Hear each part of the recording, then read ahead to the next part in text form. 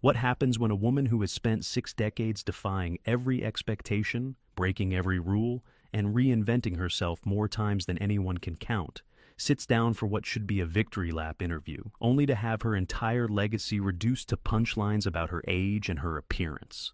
What you're about to witness is one of the most explosive confrontations ever captured on daytime television. The moment when Cher, the goddess of pop herself, reminded the world that the woman who survived Sunny, survived the 70s, survived disco, survived the 80s, survived the 90s, and is still standing, didn't get this far by letting anyone push her around.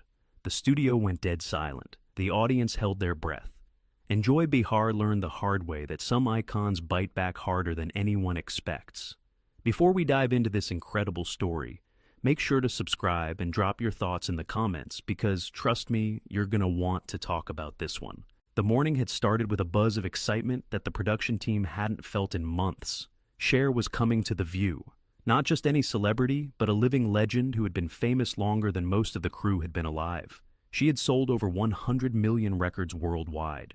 She had won an Oscar for Moonstruck, a Grammy, an Emmy, and countless other awards that filled entire rooms in her home. She had been declared finished more times than anyone could count, and each time she had come roaring back stronger than before, like a phoenix rising from ashes that the critics had prematurely scattered. Cher arrived at the studio with her characteristic lack of pretense despite being one of the most famous women on the planet.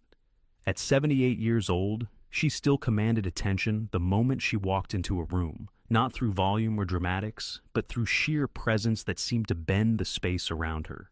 She was there to promote her new album and her upcoming residency tour, proof once again that she had no intention of fading quietly into the sunset just because society thought she should. Her publicist had assured her it would be a friendly conversation, a celebration of her remarkable 6-decade career. What nobody anticipated was that Joy Behar had arrived that morning, determined to do exactly the opposite. Behind the scenes, sources would later reveal that Joy had been making comments for weeks about what she called the parade of aging celebrities refusing to accept their expiration dates. She found it tiresome, she said, watching these legacy artists cling to relevance when they should be gracefully stepping aside for younger talent. And Cher, with her continuing tours and new albums and absolute refusal to disappear into comfortable retirement, represented everything Joy found exhausting about celebrity culture's inability to let go of the past. The studio lights were bright as Cher took her seat at the famous table. She was dressed in black, as she often was, her signature dark hair framing a face that had launched 1,000 tabloid covers over 6 decades. The audience erupted in applause that seemed to go on forever, a standing ovation that brought a genuine smile to her face and tears to the eyes of some longtime fans who had waited years for this moment. Whoopi Goldberg, herself a legend in her own right, opened the segment with obvious respect and affection. Our next guest needs absolutely no introduction, but I'm going to give her one anyway because she deserves it. 6 decades in the entertainment industry, over 100 million records sold, an Oscar, a Grammy, an Emmy, and still going strong. Please welcome the one and only Cher. The applause continued as Cher settled into her chair with the ease of someone who had done this more times than she could possibly remember. Well, thank you. That's very sweet. I've been watching you all for years, so this is fun for me too. Sarah Haynes asked about the new album, and Cher's eyes lit up as she discussed the music, the collaborations with younger artists who had grown up listening to her songs. The joy of still being able to create something new after all these years, when so many had written her off. She spoke with the candor that had always defined her public persona, unfiltered and completely unapologetic. You know, people keep asking me when I'm going to retire, Cher said, her distinctive voice filling the studio with its familiar warmth.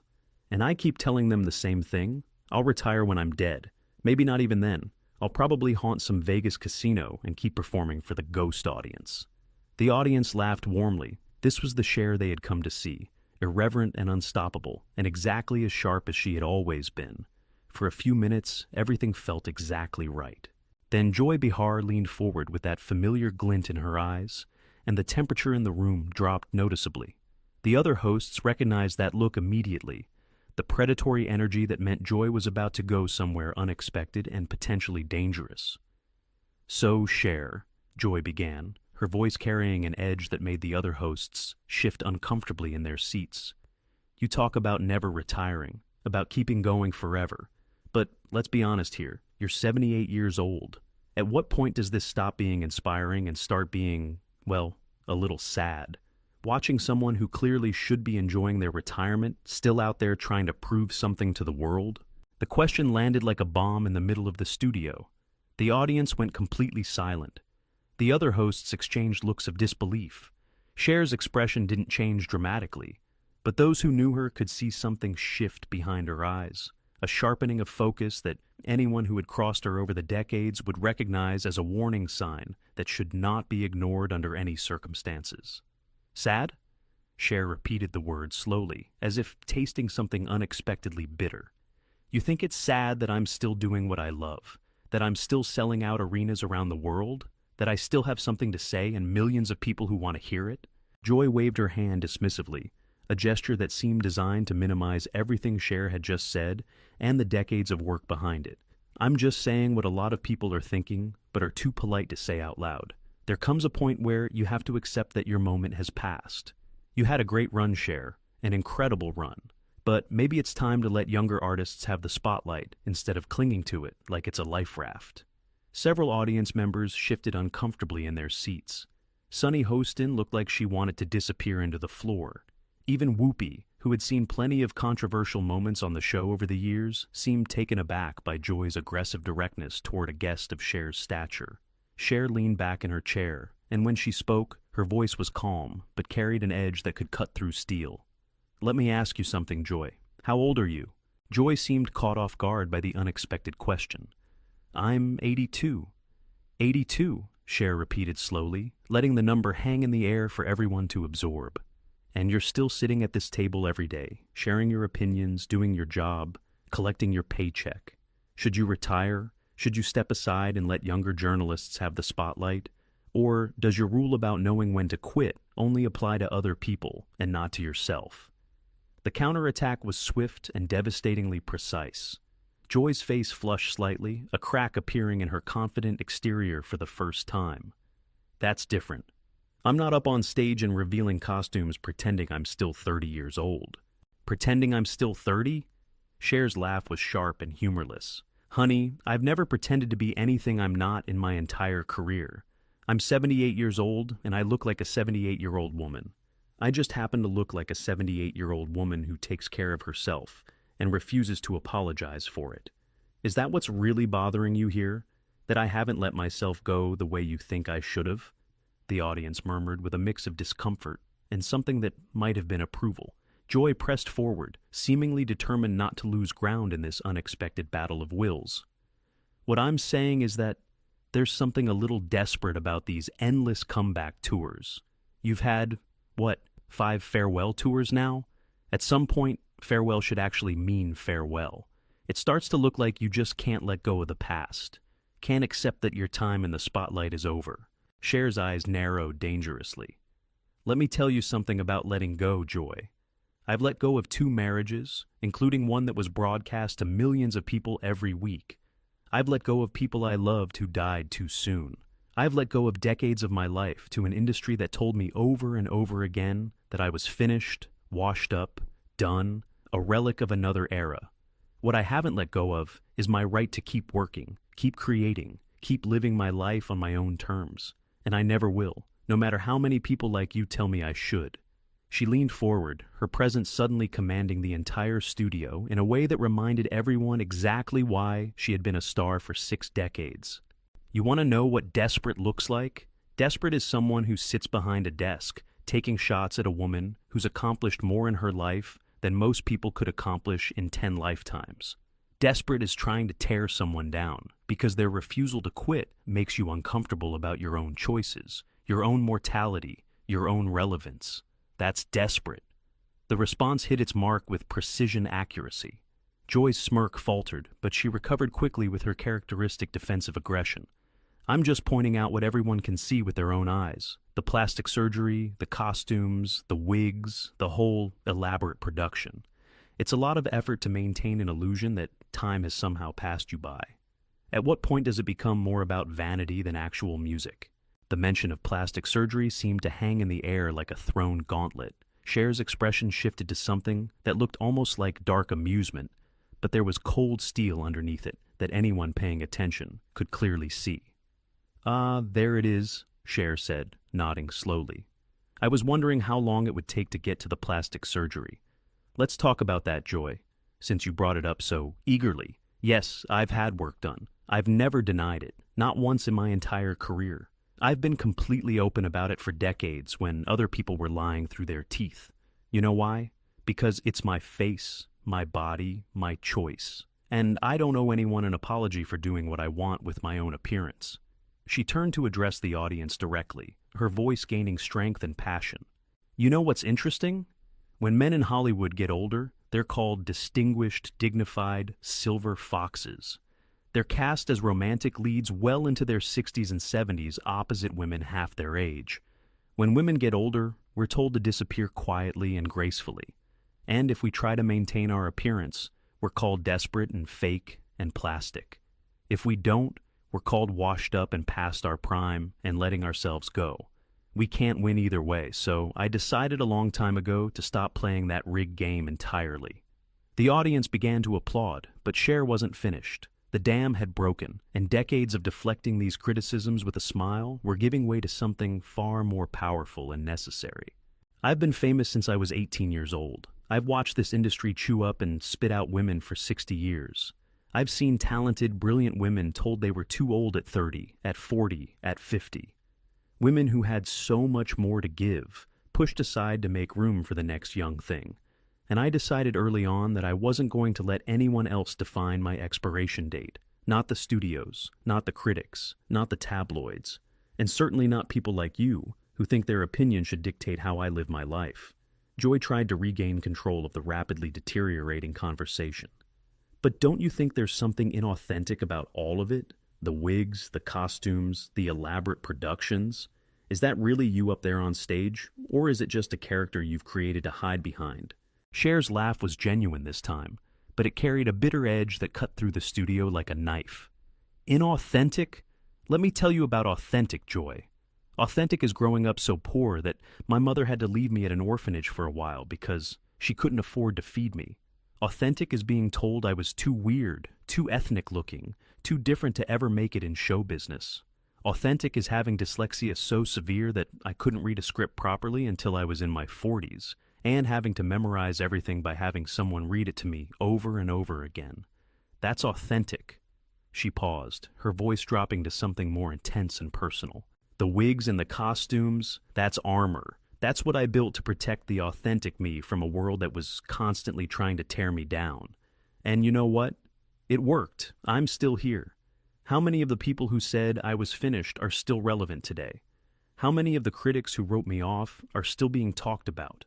I've outlasted them all, every single one of them.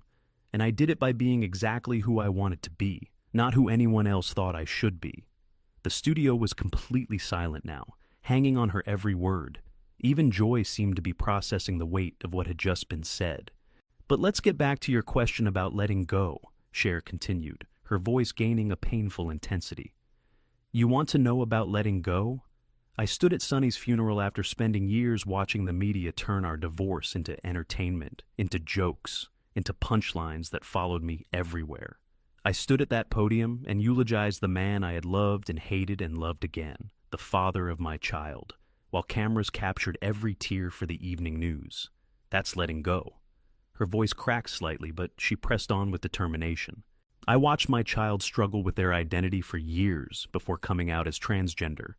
And I stood by them when half the world had opinions about my parenting, about my family, about decisions that were none of their business. I didn't handle it perfectly at first. I made mistakes.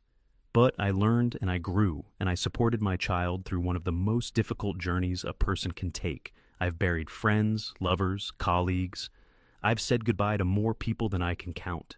So don't you dare sit there and lecture me about letting go. I know more about letting go than you could learn in 10 lifetimes." Joy opened her mouth to respond, but Cher held up her hand with an authority that silenced the entire room. "No, you've had your say.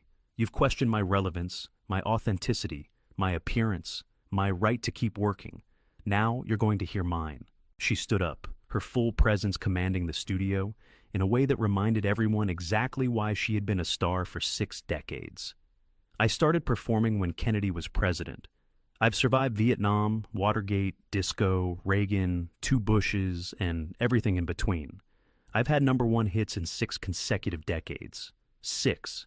Do you know how many artists have done that in the entire history of recorded music? I can count them on one hand and have fingers left over. And you want to tell me it's time to step aside? Her voice was rising now, filled with the kind of passion that had powered her through 60 years of hits and heartbreaks. I've sold out tours that younger artists would kill for. My songs are still played on radio stations around the world every single day. I have fans who are 18 years old who discovered my music on TikTok. I have fans who are 80 years old who bought my first album when it came out in 1965. I connect generations, Joy. I bring people together. What exactly do you do besides sit at this table and criticize people who actually create things? She turned back to Joy one final time, her gaze unwavering and fierce. I've been counted out more times than I can remember. After Sonny and Cher ended, they said I was finished. After the 70s, they said I was finished. After the 80s, they said I was finished. After Believe, they thought it was my last hurrah. And every single time, I came back stronger. Not because I had something to prove to them, but because I had something to prove to myself. Because giving up was never an option. Because I love what I do too much to let other people's opinions stop me from doing it. She gathered herself with the kind of dignity that only comes from having survived everything life could throw at you. The question landed with devastating precision. Joy's face had gone red, and she was gripping her pen so tightly her knuckles were white with tension. I'm asking legitimate questions about celebrity culture and aging in the entertainment industry, Joy said, but her voice had lost its earlier confidence and bravado. No, you're not, Cher fired back without hesitation. You're doing what people have done to me my entire career. You're trying to put me in a box, trying to tell me what I should be, what I should do, when I should quit, how I should look while doing it. And I have the same answer now that I've had for 60 years. No, I won't. I'll do what I want, when I want, for as long as I want. And there's nothing you or anyone else can do about it. She turned to the audience, her voice softening slightly but losing none of its power. I want every woman watching this to hear something important. You do not have an expiration date. You are not past your prime just because society says so. You have the right to keep working, keep creating, keep living your life exactly how you want to live it, no matter how old you are. Don't let anyone tell you when to quit. Don't let anyone tell you what you should look like or how you should act at any age. That's your decision and yours alone. The audience erupted in applause that seemed to shake the walls of the studio.